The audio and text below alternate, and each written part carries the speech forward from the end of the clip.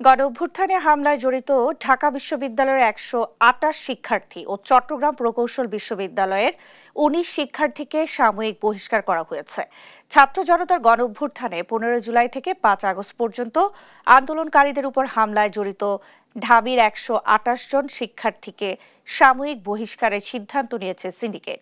জানান, সত্যানুসন্ধান কমিটির প্রতিবেদনের আলোকে এই সিদ্ধান্ত নেওয়া হয়। বহিষ্কৃত শিক্ষার্থীরা নিষিদ্ধ সংগঠন ছাত্রলীগের নেতাকর্মী বলে জানা গেছে। এদিকে চট্টগ্রাম প্রকৌশল ও প্রযুক্তি বিশ্ববিদ্যালয়ের ১৯ ছাত্রলীগ নেতাকর্মীকে বিভিন্ন মেয়াদে বহিষ্কার করেছে প্রশাসন। এর মধ্যে ৭ জনকে বিভিন্ন মেয়াদে শিক্ষা কার্যক্রম ও স্থায়ীভাবে আবাসিক হল থেকে বহিষ্কার করা হয়, আর আবাসিক হল থেকে সাময়িক বহিষ্কার করা হয়েছে ১২ জনকে।